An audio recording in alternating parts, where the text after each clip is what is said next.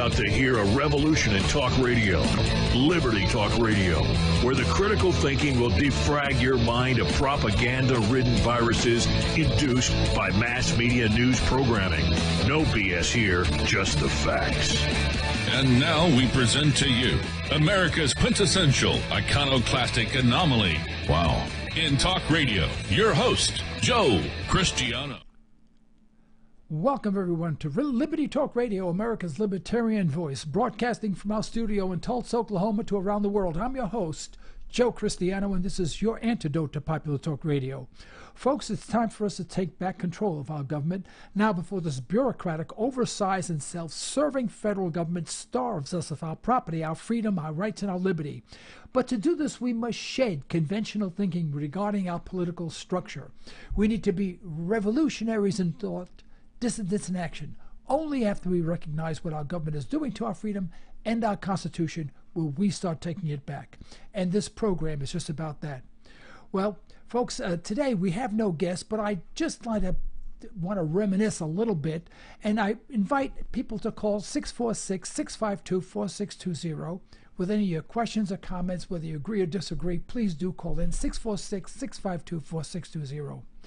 You know, as I get older, and I guess I'm getting really old now at this point, you get to reflect on how things used to be. Now, there's always a danger in that, because when you reminisce the good times. Even the bad times appear to be good when they're not. I mean, there were horrible times, but somehow you excuse them. And there were some very, very tough times. But times were very, very different. And I think they were a lot more tolerable then. My father came here from the old country back in the early 1930s, you know, before World War II. And didn't write a letter, didn't have anything on him.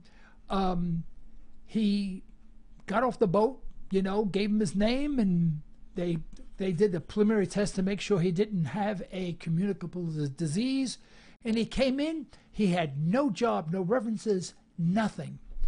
And yet he wound up with a factory owning a factory with 200 employees.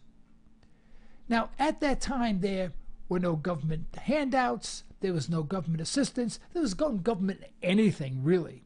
This was, I'm talking back in the early 1930s. In fact, he talks about how he started small businesses and tried to get things going. He tried several things that he failed at, and eventually settled in the garment district, making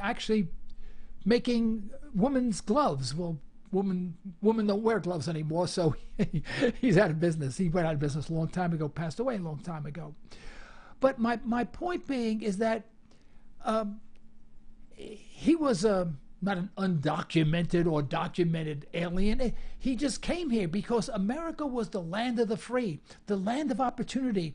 We on our Statue of Liberty, it says something like, give me you're tired, you're hungry, you're huddled masses yearning to be free. And that's what we did. We allowed people to come in. We didn't have borders. Borders are the most ridiculous concept in the world. I remember about 20 years ago, I was in Europe, and I was walking down the street, and there was a concrete pillar, and it had an S on it. And I looked at it, and I couldn't figure out what that. I thought maybe it meant south or something like that. And then I looked on the other side, it had F on it, the letter F. And I said, well, north, south, east, west. I said, that doesn't make any sense. And I stood there for the longest time, about 4 feet tall, a little concrete post. And this gentleman passed by, and I asked him, I said, excuse me, do you speak English? He says, yes, I do. And he spoke English. He had hardly no accent. I remember that. And I said, what does this post represent? Oh, and by the way, this was in a residential neighborhood, you know, the typical European 3-story homes and whatever, apartments and whatever. And he said, right now you are standing in Switzerland. He said, if you stand on the other side, you're in France. I said, thank you. And I said, there's no border control, there's no troops, there's no police, there's nothing. Nothing. I mean, cars were going back and forth and whatever. So I said, and I still think, I said, these concept of borders is kind of silly. Now, if you do in fact live in France, and you want to be a French citizen, you had to apply to become a citizen of France, because that afforded you certain amenities. If you wanted to be a citizen of Switzerland, you had to do the same thing. But whether or not you walked to France, to Switzerland, back and forth and people do this every day. There were no guards or anything. And so the concept of borders is kind of ridiculous. We complain about the borders with Mexico, and we got to keep those Mexicans out. They're going to ruin our country. Well, read your history. We're such an ignorant nation. We don't study history. We don't study the cause and effect of things. We don't understand why we are where we are today. And Donald Trump plays to the hilt. And he does a masterful job of directing the people in the way they should think. Just think, 100 years ago, the Midwest was part of Mexico. It wasn't even part of the United States. Remember the Alamo and all that stuff? Yeah, we actually took Mexican land away from Mexico at the barrel of a gun. So then we acquired all this land via a war, unjustified war, because it was part of Mexico. We took it, right? And then we drew this arbitrary line, which happens to be the Rio Grande River. And we said, all right, everything north of the Rio Grande River is now part of the United States. Well, for 100 years, people migrated from the United States to Mexico, from Mexico to the United States. There was no border exchange at all. There were no guards, no nothing, right? And I remember, this was about 20, 30 years ago, my wife and I took a bike ride. We went on this bike ride across the state of Oklahoma, and, we crossed borders. We crossed the Texas-Oklahoma border. How come there weren't troops there stopping us? We went over a bridge and we were in Texas, and then we went back. We're back in Oklahoma. What difference does it make?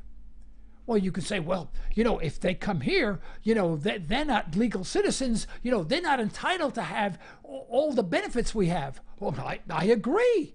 I absolutely agree. But they're not coming here for that reason. Oh, they're coming here because they're terrorists. They want to take things from us. Well, this never happened.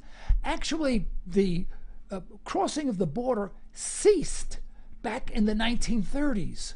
It ceased. There was no migration of people from Mexico coming to the United States during that period in the 1930s. Why? Because of the Great Depression. There were no jobs. People come here to work. Americans live here to be on welfare. I mean, we need these people to do this type of work, and we had no trouble whatsoever. We said, well, what about the war on drugs? They'll bring illegal drugs. Well, that's another government program that's gone awry. Why are drugs illegal? This is supposed to be a constitutional republic, which it is not anymore, but it should be a constitutional republic. What I do to myself is my business. What you do to yourself is your business. It's not the government telling us this is what you can eat, you cannot eat. Hey, if you want to play that game, anything that is not nutritious for you should be illegal, and we have to smuggle all this. We'll have to smuggle hot dogs into the United States so people eat hot dogs. No, it's up to the people to decide what is best for them. And so the war on drugs is a ridiculous concept whatsoever, and all it does is makes drugs expensive. Now, if all of a sudden you said, all right, all drugs are legal, you want to take it, have a ball with this stuff. And anyone can make drugs in their home, in their kitchen. What would happen to the price of drugs? Well, instead of being a little package being $50 or $150, whatever it costs on the street these days, right? It would be 35 cents. Well, what happens to organized crime? Organized crime goes away. Look what happened during the 1930s when they made alcohol illegal. Who made money during those periods of time, right? the underworld, Al Capone and gang, and they made a fortune on it. Did people continue drinking? Absolutely. Did they continue making alcohol? Absolutely. But the common person couldn't have alcohol, but people, who were connected or took a gamble in going in one of these speakeasies that were controlled by the mafia where they made all their money, those are the people that did well. So our government creates crime. If they don't create one thing well, they create crime very well. And if I was president, would drugs be legal? Not that I would make it legal. I would say it's none of my business. And it's none of the business of the president nor the Congress of whether or not you can take a drug. And what I find absolutely unconscionable is when a doctor, a medical doctor, wants to give medical marijuana to an ailing patient, he may go to jail. Now, we've gone insane. We've gone beyond insane. We've become wickedly insane. But this is the problem with America today. It's no longer the land of the free. It's land of the controlled. It's land of litigation. It's land of dominance by a large government over the people. Everything that you do today, you need permission from the government. Believe it or not, I went for a haircut. Don't laugh. I actually went for a haircut. I got to get this. It gets a little long once in a while, so I get a real cheap haircut. And I asked the gal there, I said, I'm curious. I said, in this state, do you get trained for this or do you have to go to school? She said, oh, no, we have to go. She said, the state law now is that we have to go to cosmetology school. I said, you're kidding me, to cut hair? She said, yeah. I said, if you don't mind me, how much does it cost? She said, $24,000. We've gone insane again. When I lived in Harlem on First Avenue, Skinny's barbershop, Skinny taught his nephew, how to cut hair, and he cut hair. What damage could you do? Let's assume someone goes in there and the young kid, who's starting up, cuts someone hair poorly, right? Well, Skinny says, it's on us. I'm sorry. Well, in fact, your next 3 haircuts are on us free. I mean, they don't want to lose customers. So what they do is you learn on the job, is on the job training. Now, young people go into debt for years upon years just to pay for schooling to become a cosmetologist so that they can cut hair. This is insane. This is more government control. And where does all the money go to? It goes to the schools that are teaching this garbage, right? But why do they charge so much? Because they got to pay off the politicians in Washington so that the politicians would keep all this in line, so they can keep all these laws in place. They're not there to reduce the laws or to make us more free. They're there to enslave us even more. And I'm really, really getting sick of this saying, well, no, don't worry, Joe. Don't get excited. Trump will make America great again. Well, listen, I'm not anti-Trump. I'm not pro-Trump or anything. I just want to be a realist. I just want to think through what we are doing.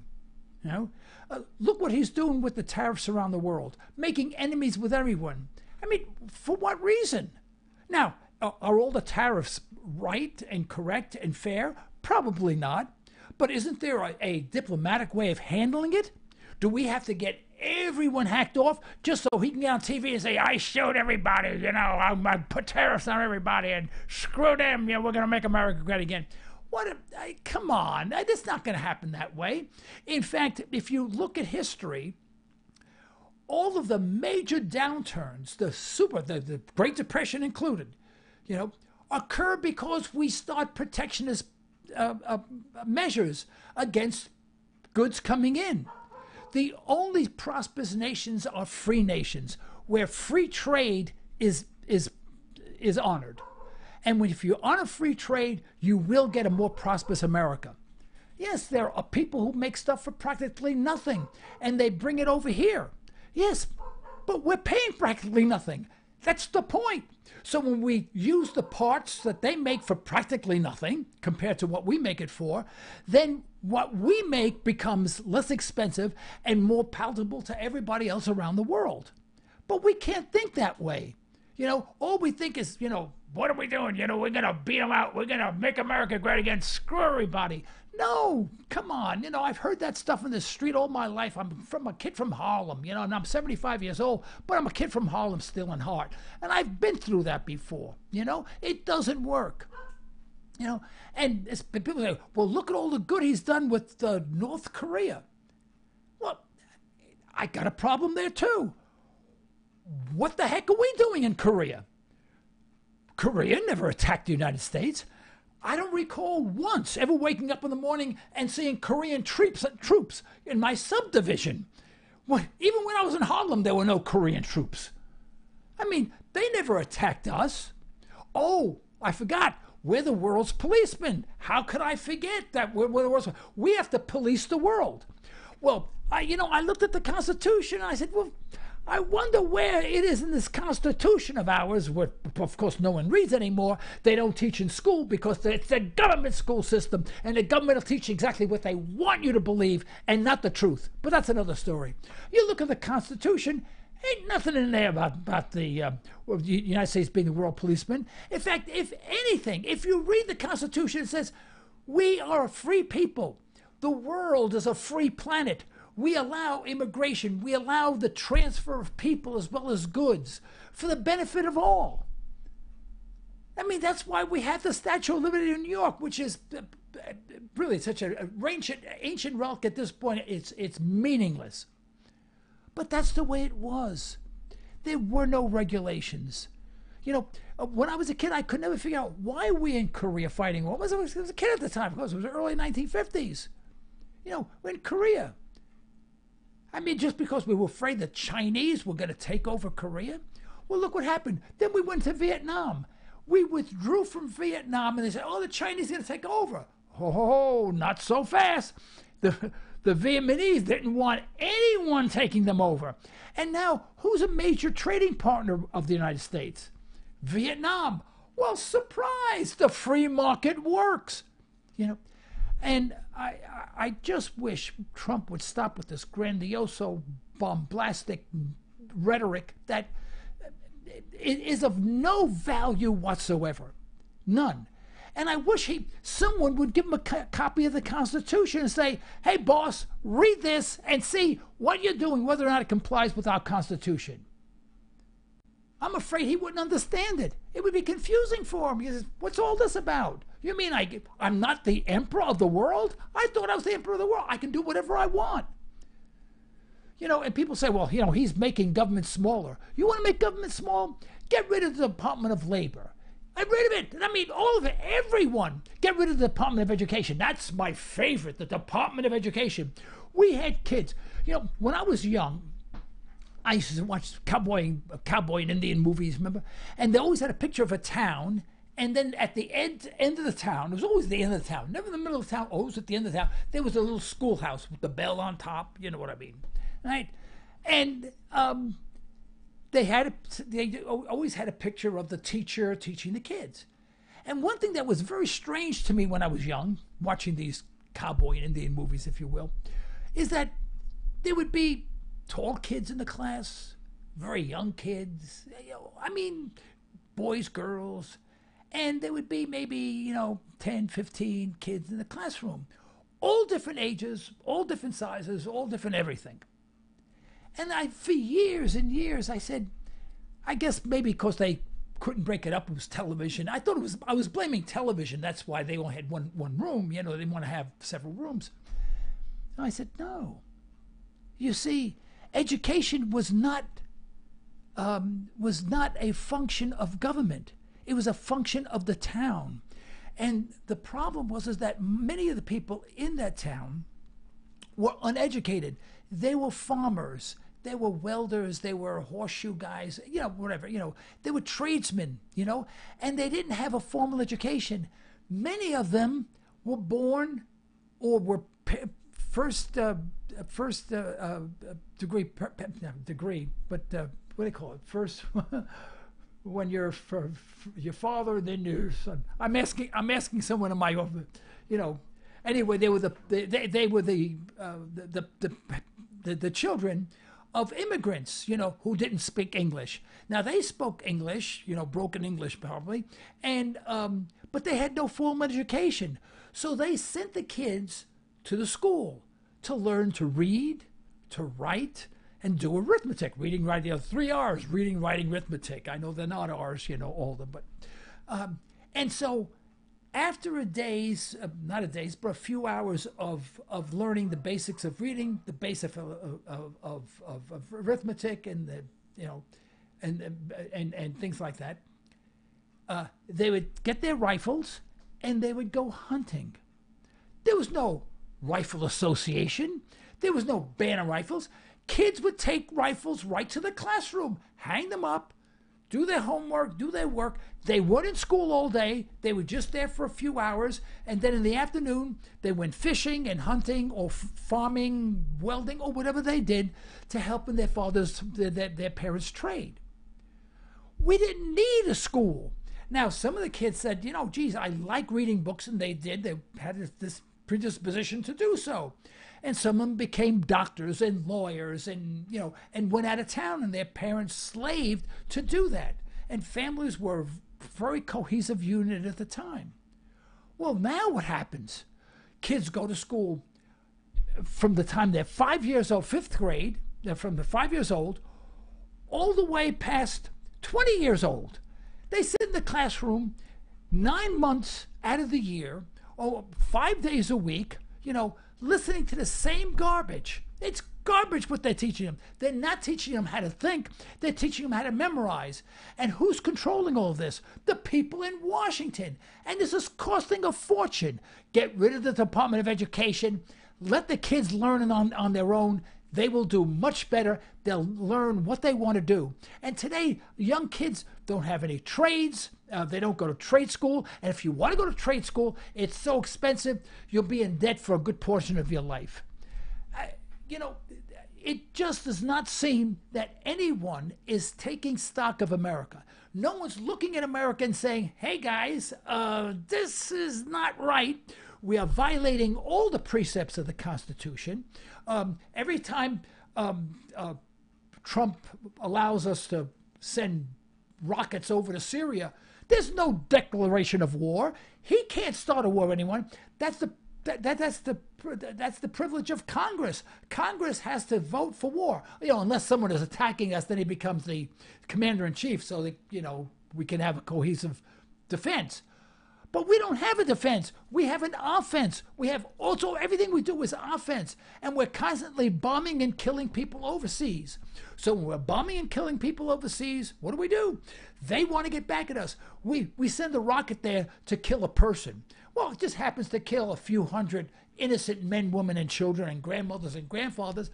And then we want to know why these people want to hurt us. We're killing them. That's why they want to hurt us. Back in the 1910s and 20s and whatever, people didn't come here because they wanted to hurt us, because we left them alone. And every single war that we get involved in, it was all a setup.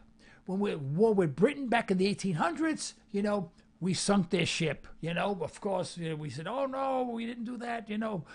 We sunk a ship, and then we blamed the British, but then we had to go to war with them. And then we went to war again, World War One. Then that was a setup too. That was a phony baloney setup. And we entered the war 6 months before it ended, and we lost tens of thousands of troops for no reason whatsoever. And World War II, and if anyone believes the government version of Pearl Harbor, you should read a book called The Day of Deceit. The Day of Deceit. And I read that book. It gave me chills. It's all government documents. There's no writing. There's no opinion at all in any of it. It's only government documents. And I remember distinctly the last two words in that book. The last two words was the last sentence in the last paragraph of the book. It said, "We knew." So our governments have always set us up so we can go to war. We can die for the government. And, I'm getting kind of tired. I really am getting kind of tired of the position that the United States takes, because the United States is not taking a position that that's worthy of having. And we keep on dumbing down our people. We keep on taxing our people.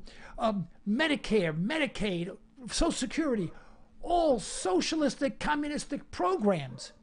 You know, at one time, we were the freest nation in the world. Now there's a freedom index that is compiled once a year to see which countries are doing better and worse. And I forgot the exact standing, but I think we're down like number 24 of 200 countries. You know, we're far from the freest nation in the world.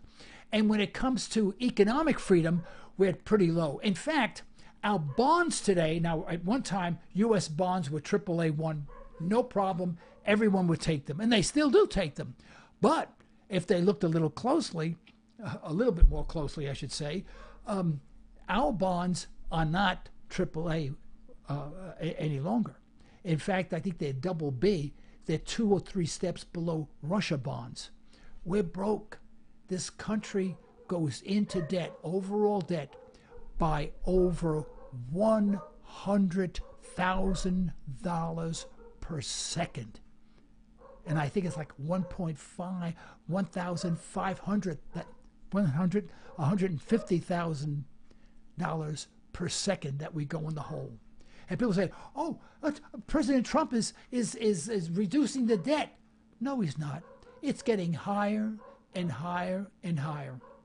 I had Professor Kutlakoff, University of Boston, one of the top 25 economists in the world, 2 years ago. This is 2 years ago when he was on my show, when I had my studio at the Cityplex Towers. And he said at that time, our overall debt, that includes Medicare, Medicaid, unfunded debt, and current debt, and whatever, was $223 trillion. I don't think you can sell the planet Earth for that amount of money. That's 1/4 of $1 quadrillion today. 1/4 of $1 quadrillion. And we say, we're going to make America great again? We have to reduce government. We have to reduce the legislation. We have to make this place free again. We have to conserve ourselves. We have to be constitutionalists. Every one of us should read the Constitution, and every time a politician opens his mouth, we should all say, no, no, no, no, no, that's unconstitutional. But we don't say that. We had a teacher strike here in Oklahoma, lasted over 2 weeks, 2.5 weeks. You know why? Because it's a government-run system. It's a government-run system. We didn't have this problem before the government got involved. And now every year there's some teachers union going on strike for more money. Now, teaching is not an easy job, but the schools should not exist the way they are now. So it's not the teacher's fault, it's the system's fault. Well, we only have a couple of minutes to go. Let's see, what time is it? Is it about time? Yeah, we only have 1 more minute to go. I don't want you to think I'm anti-Trump or anti-this. I'm pro-Constitution. I just wish that someone would give him the copy of the Constitution and maybe he put things back into light where it belongs, Well, this is the end of today's broadcast. We'd like to thank our sponsors for the financial support, and we'd like to thank you for listening in. You can further the cause of liberty by recommending this program to your friends and let us hear from you. Our email address is comments@libertytalkradio.com. As my wife would say, you're either allowing your liberties to be taken away or you're striving to protect them. Unfortunately, there is no middle ground. Till next time, this is Joe Cristiano. You'll be listening to Liberty Talk Radio. Stay well. Stay tuned.